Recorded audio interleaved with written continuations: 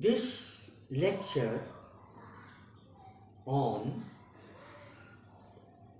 the famous poem of George Herbert, The Gifts of God, was delivered by Professor Ramjee. It is meant especially for English honors students. George Herbert was one of the leading poets of the metaphysical age, writing under the influence of his great mentor John Donne. He wrote a kind of poetry that exhibits all the traits of the metaphysical poetry. The Gifts of God is one of his oft quoted poems in which he conjures up a fascinating vision of man's creation. Himself a great artist, Herbert imagines God as a greater artist. God, when God began to create man, he was at his creative best, seized with creative frenzy. God opened up his divine treasure and showered generously all his precious gifts on man. The whole event is dramatized powerfully. A strength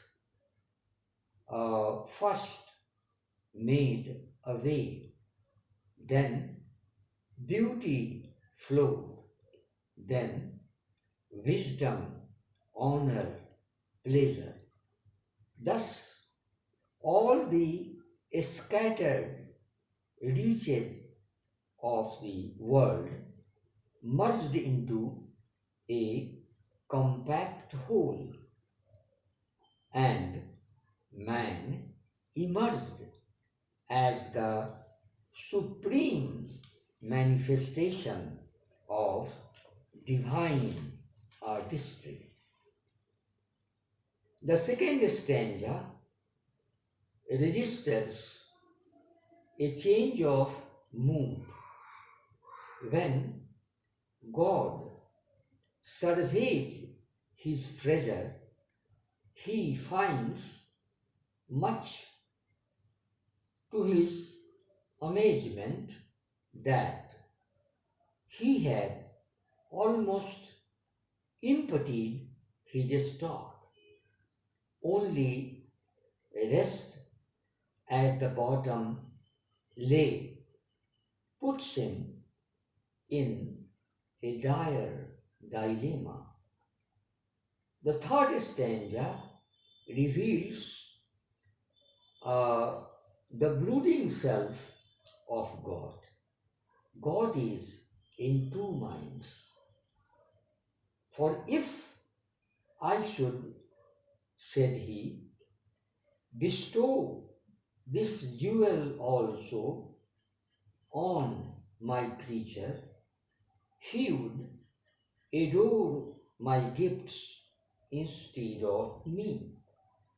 But very soon, God regains his composure and decides to withhold this gift. He also ordains man to live in repining restlessness because this is the only way to ensure ultimate reunion of God and soul. If goodness lead him not, yet weariness may toss him to my breast. Thus, the change of mood is carried out from stanza to stanza through rhythmic changes and tonal variations. Repining restlessness is perhaps the most expressive metaphor of the poem. It evokes uh, uh, a picture of his uh, man uh,